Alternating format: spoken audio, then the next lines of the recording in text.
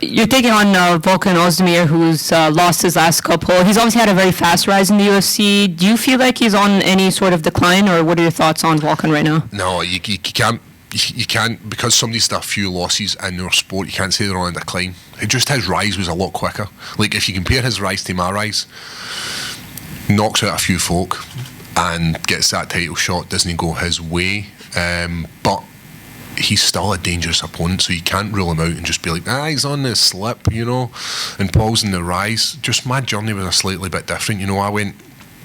I ended up going through, like, it was a crazy journey, getting through where I started and just being on the fringes of that top 15 and not getting any closer, you know, fighting guys who weren't in the top 10, fighting guys who were new to the sport, and it was just felt like I was just grinding to try and get anywhere, whereas Oezdemir was just touching folk and getting up further and further and further.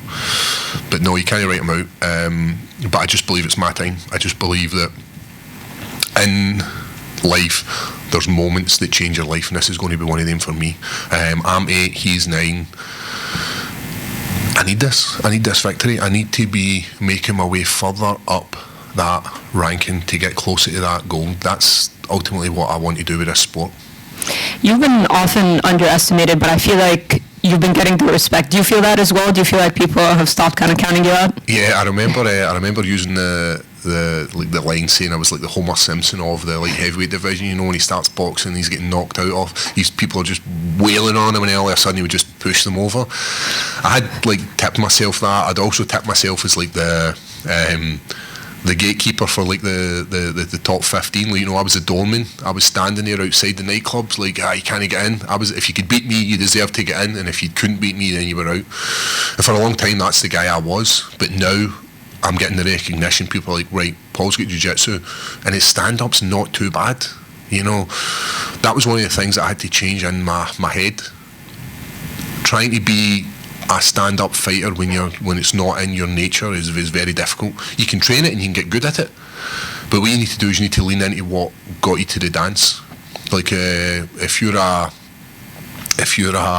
goalkeeper and you decide, you know what, one day I'm just going to start playing left back in football. It doesn't work that way. You've got to actually train in these positions. So you're a keeper, just stay there. I'm a jiu-jitsu fighter, just stay there. Lie on my back and let guys fall into my triangle. Well, that's a very honest assessment that you just said. I mean, going through that period, was that tough for you? Yep. It's like you need to find out who you are, and sometimes you need to be lying in Glasgow in the middle of the Ovo Hydro, knocked out, to realise who you are. And that was like a point in my life where, why were you trying to stand up with a striker? Why were you trying to stand up with a dude who flings grenades? I should have taken him down and I should have subbed him. That's what got me to the UFC, and for some reason when I went to my second and my third fight in the UFC, I decided that I was like, no, I'm Floyd Mayweather, watch me slip. Didn't work that way. Watch me slip into a shot and get knocked out. Changed that, mindset changed. Now I'm a guy who's like, watch me take loads of punches, ride the storm and take you down, or you take me down and I sub you. That's what my game plan is now. Easier if they take me down, because then I don't actually have to work. So MD that's out there is like, my jiu-jitsu is better than Paul Craig in the light heavyweight division, then take me down and save me like a couple of minutes if we try to drag you to the mat. That being said, are you kind of looking at it as a striker versus grappler matchup, and what do you make of Volkan's grappling? You know, everybody in the top 10 is going to have amazing grappling. There's nobody that's going to have no jiu-jitsu in there. I find it unbelievable if you've managed to get to the top 10 of any division without basic understanding of grappling. He's got a very, very good defence for his double leg. I know that. But when you've got a guy who's overhooting you and just trying to pull you to the mat, I don't mind pulling guard. We've seen me doing it before, and I know I got a lot of stick for it. Originally got a lot of stick for it. People are like, Paul Craig's pulling guard in the UFC. What the hell? Now people are like, Paul Craig's pulling guard. Yay. But I believe my wrestling's slightly better than his. The way I remember playing this game with my kids. It's called Top Trumps. It's like, who's better in these slightly better? Like, is my striking as good as Oezdemir's? Nah, he's potentially going to win that, right? He's probably a 10. I'm probably like a 3. So I'm not going to use that card. I'm not going to be like striking Paul Craig. I believe my jiu-jitsu's better than his, probably a 10. He's like a 3, and then it's the same for my wrestling. I believe my wrestling's higher than his calibre of wrestling. Right, he's been training over at All Stars, and he's trained with like Alistair over him, and he's trained with all these guys. But they don't. His training partners will not have my style of jiu-jitsu. It's very, very hard to mimic. It's very, very hard to get somebody who's like me, who's built like a swimmer and has the attributes that I have. And it's like, for somebody to copy how Oezdemir fights is so much easier. Walk forward, swing lefts, swing rights, and look to knock me out. That's easy to mimic. When Oezdemir's like, what I need you to do is I need you to mimic Paul Craig. What I need you to do is pull guard and work your ass off with your legs to try and choke me out. Not a lot of people can do that. Thank you. Paul, you mentioned that you've now kind of embraced your fighting style completely now, and you're not trying to be something that you're not. Was that defeat in Glasgow like the moment that really clicked for you, or is it something that's sort of developed over the last few fights? Yeah, Glasgow was definitely that moment of changing my life. Like, I remember going out to fight Tyson Pedro at 209 and having confidence in my stand-up. Like, this is crazy. Like, I was going in there thinking, right, couple of jabs, couple of crosses, a couple of slips. We'll see this out. We'll be in the MGM in no time, right? Didn't work that way. And the same in Glasgow. I had this in my head that I was going to outstrike him. I was working with different striking coaches, was having confidence in my striking. Like, I have the ability to strike. It's not like it's non-existent. Just, you need to lean into what you're good at. And Glasgow was that kind of time where you're like, why didn't you just take him down? Why didn't you bring him into your expertise? Why would you fight somebody on their home turf in their style of fighting? It doesn't make sense. And for me, I had to learn that the hard way, and it was getting knocked out. Yeah, and you mentioned the whole top trumps thing and like the skill discrepancy in terms of striking. You could flip that for the grappling. Yes. But every fight starts standing up, right? So the onus, I guess, is on you to get the fight to the mat, because Volkan probably isn't going to want to take it down there. So how do you go about bridging that gap and sort of getting to a point where his punches don't have the same leverage and you can actually get him to the mat? It comes down to watching his footage, watching how he moves. People don't change that much. If you watch my first fight to current fights, people move the kind of same way. They don't develop massive amounts of skill over a short period of time. So he's still going to be doing the exact same thing. And I'm not saying what he's doing, because what he does, he's very specific at what he does, and he's very, very good at it. That's why he fought for the title. That's why he was fighting Cormier. That's why he's still in the mix. But watching his footage and drilling that stuff and drilling it and drilling it and drilling it, and it's like drillers make killers, and it's the famous Bruce Lee quote is like, I'm going to butcher it, it's like, don't fear the man that does 1,000 kicks once, fear the man that does one kick 1,000 times. And it just comes down to finding what you're going to do and just drilling it until it becomes your bread and butter, until it becomes your muscle memory, until it becomes the minute you take a shot, you know exactly where you're going. And it's the same as jiu-jitsu. We do the exact same thing. We spend a long period of time learning our set move, so then it becomes second nature to you. And I believe that's what I did for this camp. I know what he's going to do, he knows what I'm going to do, and it's like, right, who can employ their game plan the quickest? Yeah, Volkan's got his knockout punch power. Your knockout is your triangle, right? Yeah. That's your go-to. That's the thing that's got you so many wins in the UFC. Which one of those triangle finishes for you was the most satisfying? Was it the first, the one against Ankalaev, or was it the last one potentially against Krylov? It's tough, because the one in London, that first time in London, was the fourth fight in my contract. It was the first contract I'd ever signed for the UFC. I'm coming off 2 losses. Doubts in the head. I shouldn't be here. You're always doubting your abilities. I shouldn't be in the UFC. You're a guy from Scotland who's fluked his way to get here, and then last second he just flukes it again. And I remember standing up and just thinking, like, that changed my life. So for me, I think that's the guy. That has to be the guy. That's the moment that changed my life. I know I say Glasgow was the moment where I realised that I need to lean into my strengths, but that's the moment that's like, right, Paul, you deserve to be here. You just beat the guy who they're attempting to be the next big thing in the light heavyweight division. And even if you look at his rise now, like, he's an absolute stud. He's knocking people out. He's submitting people. Well, he's not submitting people. He's knocking people out, and he's taking them to decisions. He didn't do that to me. Didn't knock me out. I took some of his best shots and I managed to still submit the Dagestani destroyer. And like right now, there's rumours going about in Dagestani that, like, you heard of the boogeyman? It's the bear Jew. Kids look under their bed and ask their dad to look under, and the dad has to ask the mum to look under because the dads are shitting themselves. They're like, is the bear Jew there? Because in Dagestani, like, I think I've taken 3 Russians at the moment, so I'm the boogeyman in there. You're not going to tell us what bear Jew means, are you? No. Every time we ask you, you say you won't. No. You're still keeping that one. Look under the bed and maybe you'll... Yeah. Final one, just sort of tying back to what you were saying there. You mentioned almost like that imposter syndrome that you had early on in your UFC career. Is that all in the bin now? Yeah, it's always going to be there because you're always going to doubt your own abilities. And the only way to do it, the only way to like improve it is to constantly work with the best that you can get.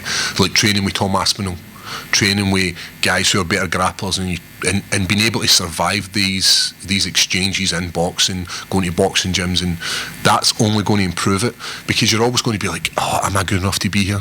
It's always going to be there. I imagine it's people who get really good jobs and they're like, I've kind of fluked myself into this, I shouldn't really be here. Like, there's always going to be times, it doesn't matter what sport you're doing or where you are in life, there's always going to be times where you're going to be doubting yourself. And I think it's a good thing to have. I think it's a thing that will keep you grounded. Whereas if you're so arrogant, you're like, no, I can't be touched in the world of work or in the world of sport, then that's where you're going to fall very hard. Brilliant, thank you. Well, obviously it was sorry. Just over here. Great night for you last time, in UFC London.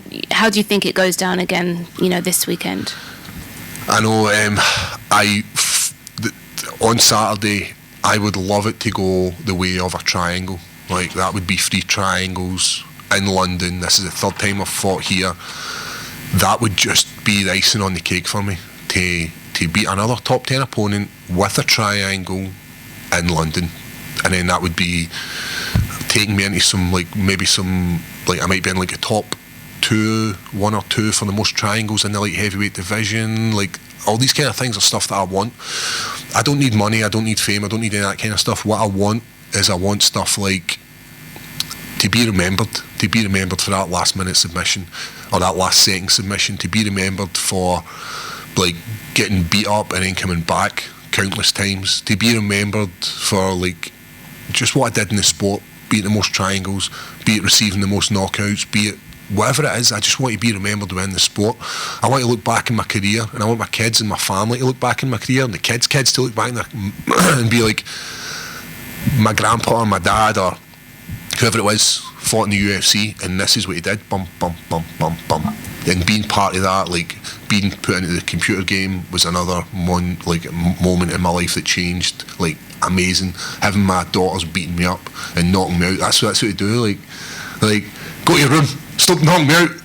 But like, they're knocking me out, and I remember like they just released it, and within about 2 seconds I'd been already knocked out about twice. And I'm like, at least give me a bit of a chance. And they're going like heavyweights and just knocking me out. I'm like, so that kind of stuff, having like sports cards, the top trump cards, all this kind of stuff is just leading into like my legacy within this sport. And those kind of things, like the records, setting highest record for triangles and things like that, does that mean more to you than perhaps the title? Yes, I think so. I mean, the title will be amazing because you are in actual history, but all these kind of things, like, nobody remembers who was the champion before. Like, I know the champion now, I know the champion the last couple of times, so I'm actually watching it, I'm being like, I need to know who these are. But champions come and go. I would like to be remembered for moments rather than just having the title and then walking off into the sunset. For me, it's about all these moments, the last seconds, the getting beat up and then coming back. They're worth more to me than a bit of gold. And what do you think about the new champion, Yuri Prochazka? I think, like, watching his fight and watching Glover, a man at 42, like, you're like, right, there's definitely scope, because I'm watching this thinking, I would have finished that. I'd have finished that as well. Probably wouldn't have done that, and I'd have finished that. And then it gives you confidence in your own abilities. But then watching fights, it gives you this, like, people do it all the time, like, like I'm out in like restaurants with my family or in nightclubs and people come up to me like, I would have done this, and I'm doing the exact same thing, watching, I would have done this, you shouldn't have done that. So it's watching fights, it lures you into this false sense of security where you're like, oh, I'd have just done this and won the fight within about 2 seconds. It's different, but it gives me confidence in my ability. Do I think he'll be the champion long? No, I think there's, as I said, I've got a lot of hope that the Ankalaev takes that title, because I believe if he takes that title very, very soon, then I've got a rematch, because he's only at 1 loss in his record, and it's only to me. So I hope he does it. I hope he takes it, because then it's an easier route to the final for me.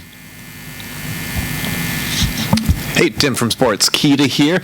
Your 35th birthday is coming up in November. What does the future hold in your MMA career? I know. The 35 is my number, and it'd been my number for a long time. And the reason it'd been my number for a long time was because I didn't think the body would hold up. I thought training day in, day out, putting the body through what I put it through, it wouldn't hold up. Body's an amazing thing. It just keeps going. So that number changed, and I believe I've got another 4 or 5 years left. And